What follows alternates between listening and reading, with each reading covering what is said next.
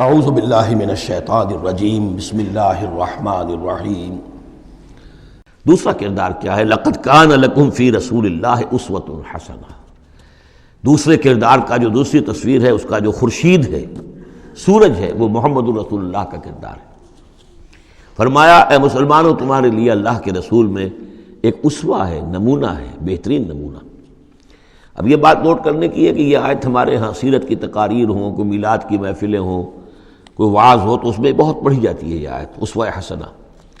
لیکن عام طور پر ہمارے ہاں اسوہ حسنہ کیا ہے؟ چھوٹی چھوٹی سنتیں، ان کا تذکرہ ہوگا۔ مسواک کرنا بھی اسوہ ہے، ٹھیک ہے۔ اسی طریقے سے اور سنتیں ہیں، مسجد میں داخل ہوں تو داہنا پاؤں آگے آنا چاہیے، بایاں نہیں، ٹھیک ہے، ہونا چاہیے، ایک شخص کو کرنا چاہیے، اہتمام کرنا چاہیے، حضور کا یہی معمول تھا۔ یہ سب بھی اسوے میں شامل ہے۔ اصل اسوہ یہ ہے کفر کے مقابلے میں جان ہتھیلی پر رکھ کر میدان میں آنا، یہ ہے اسوہ۔ یہ اسوہ ہماری نگاہوں سے اوجھل۔ محمد رسول اللہ کا مثالی کردار کس اعتبار سے؟ جب بھوک تھی شدید، حضور کو بھی بھوک تھی اور فاقہ تھا۔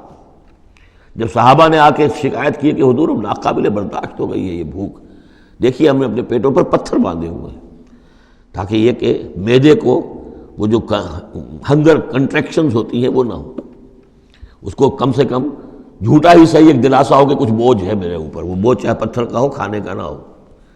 یہ سب پتھر باندھے ہوئے، کمر دوہری نہ ہو جائے ہماری۔ حضور نے اپنا کرتا اٹھا کے دکھایا، وہاں 2 پتھر بندھے ہوئے، اور اسی حال میں جب صحابہ کدالیں چلا رہے ہیں اور کھود رہے ہیں تو حضور جو ہے اپنے کندھے پر بڑے بڑے پتھر اٹھا کر لے جا کر اور باہر پھینک رہے ہیں۔ اسی میں آپ شریک ہیں پوری طریقے سے۔ یہ ہے اسوہ۔ ایسا نہیں تھا کہ بس حضور تو کہیں ایک جگہ بیٹھے ہوں اور خیمہ لگا ہو اور مورچھل چلے جا رہے ہوں، سمجھے آپ، اور سب ٹھنڈی چھاؤں آپ کو فراہم کی گئی ہو اور باقی سب لوگ جو اس کام میں لگے ہوئے ہیں۔ یہ اسوہ ہے محمد کا صلی اللہ علیہ وسلم۔ لقد کان لکم فی رسول اللہ اسوۃ حسنہ۔ اسی کو میں کہا کرتا ہوں جدید اصطلاح میں، ایک ہے میکرو اکنامکس اور ایک ہے مائکرو اکنامکس۔ تو مائکرو سنت کو تو لوگ جانتے ہیں، یہ سنت ہے، یہ سنت ہے، اس میں سے بعض کے بارے میں بڑے جھگڑے بھی ہیں، رفع یدین سنت ہے یا نہیں ہے، لیکن میں اس مسئلے پر نہیں جا رہا ہوں۔ لیکن میکرو سنت جو ہے، سب سے بڑی سنت جو ہے، وہ تو یہ ہے کہ وحی کے آغاز کے بعد سے لے کر 40 برس کی عمر کے بعد سے لے کر حضور نے ایک لحظہ، ایک منٹ معاش کی جد و جہد میں صرف نہیں کیا۔ پوری زندگی، پورا وقت، پوری توانائی، پوری قوت دعوت دین، اقامت دین، دین کی دعوت، دین کی اقامت، اسی میں لگائی۔ کوئی جائیداد نہیں بنائی، کوئی کاروبار، حالانکہ اس سے پہلے آپ بہت کامیاب تاجر تھے، کاروبار کرتے تھے، لیکن جب یہ فرض منصبی آ گیا، یا ایھا المدثر قم فانذر وربک فکبر، اب یہی کام ہے، تو کچھ تو اس کی بھی پیروی کرنے کی کوشش کی جائے، اس درجے میں نہ صحیح، وہ عکس تو ہو۔ میکرو سنت جو ہے، کسی درجے میں تو اپنی زندگی کے اندر اس کا عکس پیدا کیا جائے۔ ہاں، اس کے ساتھ پھر چھوٹی چھوٹی سنتیں بھی ہو جاؤں تو کیا کہنے ہیں، پھر نور علی نور ہے۔ لیکن یہ اس میکرو سنت کا تو ہے ہی نہیں، اپنے تو ساری توانائی، ساری طاقت، سارا وقت دنیا بنانے میں۔ تو لقد کان لکم فی رسول اللہ اسوۃ حسنۃ لمن کان یرجو اللہ والیوم الآخر۔ بڑی اہم آیت ہے یہ۔ اسوہ تو حضور کا اپنی جگہ پر مکمل ہے، کامل ہے، لیکن یہ کس کے لیے اسوہ ہے؟ جو یہ 2 شرطیں پوری کرے، 3 شرطیں، جو اللہ سے ملاقات کا امیدوار ہے، اللہ سے محبت کرتا ہے اور یوم آخر پر یقین رکھتا ہے، اور ذکر اللہ کثیرا، اور ذکر کرتا ہے اللہ کا کثرت کے ساتھ۔ یہ بالکل وہی بات ہے کہ قرآن مجید تو ہدایت ہے پوری نوع انسانی کے لیے، ھدی للناس، لیکن قرآن سے استفادے کی شرط ہے تقوی، ھدی للمتقین۔ تو جو ربط و تعلق ہے ان 2 آیتوں میں، وہی سمجھیے کہ اپنی جگہ پر حضور کی زندگی ایک اسوہ کاملہ ہے، مکمل، لیکن اس سے استفادے کی شرائط ہے، لمن کان یرجو اللہ والیوم الآخر وذکر اللہ کثیرا۔ اب یہ اہل ایمان، حضور کے بعد اہل ایمان کا تذکرہ ہو رہا ہے، محمد الرسول اللہ والذین معہ۔ اب معہ جو تھے اہل ایمان، ولما رأى المؤمنون الاحزاب، اور جب اہل ایمان نے دیکھا ان لشکروں کو، قالوا ھذا ما وعدنا اللہ ورسولہ وصدق اللہ ورسولہ، انہوں نے کہا یہی تو ہے جس کا اللہ نے وعدہ کیا تھا ہم سے اور اس کے رسول نے وعدہ کیا تھا۔ اب دیکھیے ایک ہی سچویشن ہے، اس کا ریئیکشن کس قدر ایک دوسرے سے مختلف ہے۔ معلوم ہے یہ مسئلہ ہے انسان کا اندرونی۔ یضل بہ کثیرا ویہدی بہ کثیرا، تو جیسے قرآن کے بارے میں آیا اسی طریقے سے اس سچویشن سے بھی انہوں نے کیا کہا؟ ہم نے تو سنا ہوا ہے، پہلے ہی اللہ نے کہہ دیا تھا وَلَنَبْلُوَنَّكُمْ بِشَيْءٍ مِّنَ الْخَوْفِ وَالْجُوعِ وَنَقْصٍ مِّنَ الْأَمْوَالِ وَالْأَنفُسِ وَالثَّمَرَاتِ، یہ قرآن مجید میں سورہ بقرہ میں آیت نہیں آ چکی تھی؟ لَتُبْلَوُنَّ فِي أَمْوَالِكُمْ فِي أَنفُسِكُمْ وَأَمْوَالِكُمْ، یہ کیا سورہ آل عمران میں آیت نہیں آ چکی تھی؟ یہ تو چیزیں وہی تو ہیں جس کا کہ ہم سے وعدہ کیا تھا۔ وَلَمَّا رَأَى الْمُؤْمِنُونَ الْأَحْزَابَ، جب دیکھا اہل ایمان نے ان احزاب کو، قالوا هذا ما وعدنا اللہ ورسولہ وصدق اللہ ورسولہ، اور بالکل صحیح کہا تھا اللہ نے بھی اور بالکل صحیح فرمایا تھا اس کے رسول نے بھی، وما زادہم الا ایمانا وتسلیما، اور نہیں ہوا ان میں کسی شے کا اضافہ مگر ایمان اور تسلیم، ایمان کے ساتھ تسلیم، سر تسلیم خم، سر تسلیم خم ہے جو مزاج یار میں آئے، جو اللہ کی طرف سے فیصلہ ہے، جیسا کہ ہم پڑھ چکے ہیں سورہ توبہ میں، اگرچہ سورہ توبہ تو بہت بعد میں نازل ہوگی، ابھی 4 سال بعد میں اس سورہ مبارکہ کے وہ زمانہ نزول کے اعتبار سے، لیکن ہم تو پڑھ چکے ہیں ہل تربصون بنا الا احدی الحسنیین، ہمارے لیے تم کیا اندازہ کس چیز کا انتظار کر سکتے ہو سوائے 2 نہایت اعلیٰ ترین صورتوں کے، ہم سب کے سب شہید ہو جائیں تب بھی ہماری کامیابی ہے، اور ہم کامیاب ہو کر آ جائیں تو تب تو تم بھی مانو گے کامیابی ہے، اس لیے ہمیں تو کوئی اندیشہ ہی نہیں۔ تو اس میں تسلیم ان کے اندر، اور ہم بھی تسلیم کی خو ڈالیں گے، بے نیازی تیری عادت ہی صحیح۔ من المؤمنین رجال صدقوا ما عاہدوا اللہ علیہ، اہل ایمان میں وہ جمع مرد لوگ ہیں رضی اللہ تعالی عنہم وارضاہم اجمعین، صدقوا ما عاہدوا اللہ علیہ، جنہوں نے سچا کر دکھایا وہ عہد جو انہوں نے اللہ سے کیا تھا۔ انہوں نے کہا تھا وہ اپنی جان اور مال حاضر ہے، ہم جنت کے عوض یہ سب کچھ دینے کو تیار ہیں، انہوں نے وہ عہد پورا کر دیا۔ فَمِنْهُمْ مَنْ قَضَى نَحْبَهُ، ان میں سے وہ بھی ہیں جو اپنی نظر گزار چکے، نظر پیش کر چکے۔ کتنے ہی صحابہ تھے جو اس وقت تک جام شہادت نوش کر چکے تھے، سن 5 ہے یہ تو، سن 3 میں 70 صحابہ تو غزوہ احد کے اندر ہی شہید ہوئے۔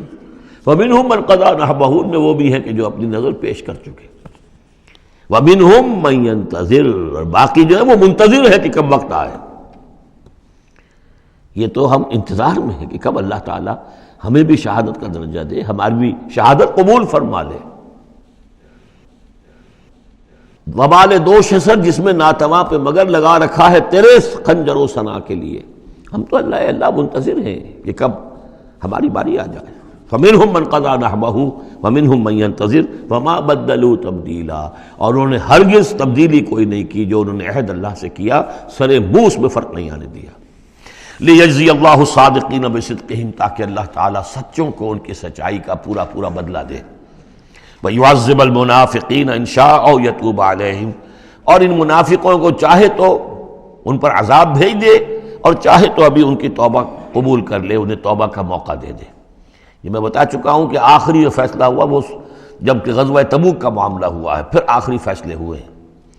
یا سورہ نساء جو ہے اس کے اندر بھی وہ آیت آ گئی تھی کہ فی الدرک الاسفل من النار، لیکن آخری چیز کہ اے نبی استغفر لہم او لا تستغفر لہم ان تستغفر لہم 70 مرۃ فلن یغفر اللہ لہم، کہ اب آپ ان منافقوں کے لیے استغفار کریں یا نہ کریں، اگر 70 مرتبہ بھی استغفار کریں گے تب بھی اللہ ان کو معاف نہیں فرمائے گا۔ ان اللہ کان غفور الرحیم، یقیناً اللہ غفور الرحیم ہے۔ ورد اللہ الذین کفروا، اللہ نے لوٹا دیا ان کافروں کو جو چڑھ کر آئے تھے بڑے شان و شوکت کے ساتھ، وہ پورے لشکر جو ہے سب چلے گئے، بغیظہم، وہ اپنے غصے کو ساتھ ہی لے گئے۔ وہ غصہ جو ہے وہ نکالے بغیر، یا تو کوئی جنگ ہوتی، کچھ وہ قتل عام کرتے تو کچھ غصہ ان کا نکلتا، اللہ نے ان کو ان کے غصے کے ساتھ ہی واپس کر دیا۔ ورد اللہ الذین کفروا بغیظہم لم ینالوا خیرا، انہیں کوئی خیر حاصل نہ ہو سکا، کوئی فتح ہوتی، کوئی کارنامہ سر انجام دیا ہوتا، کچھ نہیں۔ وکفى اللہ المؤمنین القتال، اور اللہ کافی رہا اہل ایمان کی طرف سے قتال کے لیے۔ اہل ایمان کو تو جنگ کی نوبت ہی نہیں آئی، کھلی جنگ تو ہوئی نہیں، اللہ نے خود ہی آندھی بھیج کر اور جو بھی اپنی خفیہ تدابیر ہیں، جو بھی اپنی مدد تھی فرشتوں کے ذریعے سے، اللہ تعالیٰ نے گویا کہ اہل ایمان کو اس امتحان میں سے تو گزار دیا، باقی یہ کہ کوئی غضب نہیں پہنچنے دیا۔ وَكَانَ اللَّهُ قَوِيًّا عَزِيزًا، اور یقیناً اللہ تعالیٰ قوی اور عزیز ہے، زبردست ہے، قوت والا ہے۔ وَأَنزَلَ الَّذِينَ ظَاهَرُوهُمْ، اب یہ دوسرا ہے، اس کا جو ضمیمہ ہے غزوہ احزاب کا، وہ غزوہ بنی قریظہ ہے۔ روایات میں آتا ہے کہ حضور نے غزوہ، جب یہ لشکر چلے گئے، غزوہ احزاب ختم ہو گیا، تو آ کر واپس گھر آ کر اپنے ہتھیار وغیرہ اتارے، زرہ اتاری، تو حضرت جبرائیل آئے کہ آپ نے ہتھیار اتار دیے، ہم نے تو ابھی اتارے نہیں ہیں، ابھی بنو قریظہ کو کیفر کردار تک پہنچانا ہے، انہوں نے جو غداری کی اس موقع پر، اپنے عہد کو توڑا ہے، اس کی سزا انہیں دینی ہے۔ چنانچہ حضور نے حکم دیا کہ اب کوئی مسلمان جو ہے عصر کی نماز نہ پڑھے یا کوئی مغرب کی نماز نہ پڑھے، جو بھی کوئی وقت معین کیا، جب تک کہ وہ بنی قریظہ کے علاقے میں پہنچ نہ جائے۔ وہاں جا کر اب وہاں جا کے پھر ان کا گھیراؤ کیا گیا، محاصرہ ہوا۔ وہ محاصرہ بھی خاصا طویل ہوا، ان کا قلعہ بڑا مضبوط تھا، لیکن تنگ آ کر بالآخر انہوں نے ہتھیار ڈال دیے، اور یہ کہا کہ سعد بن معاذ جو رئیس اوس تھے اور ان کے حلیف تھے، اوس کے قبیلے کے ساتھ ان کی پرانی جو ہے وہ حلیفی تعلقات تھے، حلیفانہ تعلقات، کل جو وہ فیصلہ کر دیں گے ہمیں منظور ہوگا۔ تو حضرت سعد بن معاذ رضی اللہ تعالی عنہ، جو تورات میں فیصلہ لکھا ہوا ہے بد عہدی کا، کہ کوئی قوم اگر تمہارے ساتھ بد عہدی کرے اور اس کے بعد اللہ تمہیں ان پر فتح دے دے تو کیا کرو، اس کے مطابق فیصلہ سنایا کہ ان کے جتنے جوان ہیں اس قبیلے کے، جو جنگ کرنے کے قابل ہیں، ان کو قتل کر دیا جائے، اور باقی جو ان کے بوڑھے ہوں یا اور ہوں، مرد ہوں، بچے ہوں، عورتیں ہوں، ان کو جو ہے غلام بنا لیا جائے، ان کا سارا مال ضبط ہو جائے گا۔ تو بدترین سزا جو ہے ان تین قبیلوں میں سے، جن میں سے ایک قبیلہ تھا بنی قینقاع کا، ایک تھا بنو نذیر، یہ دونوں تو صرف جلا وطن ہوئے ہیں، لیکن بدترین سزا پھر ان کو دی گئی ہے۔ وَأَنزَلَ الَّذِينَ ظَاهَرُوهُم مِّنْ أَهْلِ الْكِتَابِ، اور اللہ نے اتار لیا ان کو کہ جنہوں نے گٹھ جوڑ کیا تھا ان کے ساتھ، کافروں کے ساتھ، مشرکین کے ساتھ، اہل کتاب میں سے، من سیاسیہم، ان کے قلعوں سے، قلعوں میں تو تھے، گڑھیاں تھیں ان کی، لیکن اس سے پھر اتر آئے، ہتھیار ڈال دیے۔ وَقَذَفَ فِي قُلُوبِهِمُ الرُّعْبَ، اور اللہ نے ان کے دلوں میں رعب ڈال دیا۔ فَرِيقًا تَقْتُلُونَ، تو اب تم ایک ان میں سے کچھ کو تم قتل کر رہے ہو، وَتَأْسِرُونَ فَرِيقًا، اور کچھ کو تم نے اسیر بنا لیا ہے اور قیدی بنا لیا ہے، حضرت سعد بن معاذ کے فیصلے کے مطابق۔ وَأَوْرَثَكُمْ أَرْضَهُمْ وَدِيَارَهُمْ، اللہ نے تمہیں وارث بنا دیا ان کی زمینوں کا بھی، اور ان کے مکانوں کا، گھروں کا، ان کے قلعوں کا، وَأَمْوَالَهُمْ، اور ان کے اموال کا، وَأَرْضًا لَّن تَطَئُوهَا، اور ابھی بہت سی زمینیں ہیں جن پہ ابھی تمہارے قدم نہیں گئے، اللہ تعالیٰ تمہیں وہ دے گا۔ چنانچہ اس کے بعد اللہ نے فتح دینی جو شروع کی ہے۔ غزوہ احزاب جو ہے در حقیقت یہ ایک ٹرننگ پوائنٹ تھا حضور کی سیرت کے اندر، اس لیے کہ اس کے بعد حضور نے کہہ بھی دیا تھا، غزوہ احزاب کے بعد صحابہ کو خوشخبری دے دی تھی، لن تغزوکم قریش بعد عامکم ھذا، مسلمانوں اس سال کے بعد اب قریش تم پر دوبارہ حملہ آور نہیں ہوں گے۔ ان کی آخری یہ اٹیمپٹ تھی جو انہوں نے کر لی ہے، اب ان میں ہمت نہیں ہوگی کہ وہ دوبارہ چڑھائی کر کے آئیں، وَلَٰكِنَّكُمْ تَغْزُونَهُمْ، بلکہ اب تم چڑھائی کرو گے۔ وہ چڑھائی اگلے ہی سال سن 6 میں حضور نے کی، لیکن حضور نے کس طرح کی چڑھائی کی کہ عمرے کے لیے جا رہے ہیں ہم، تو ہتھیار نہیں ہے، ہتھیار بند ہے، احرام باندھا ہوا ہے۔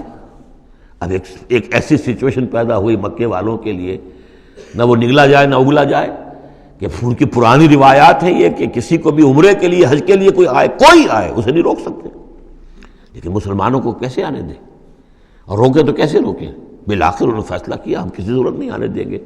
ادھر حضور نے پھر جو ہے بیعت لے لی کہ اب یہاں سے ہم کوئی بھی زندہ نہیں جائے گا، سب جانے یہیں دے دیں گے۔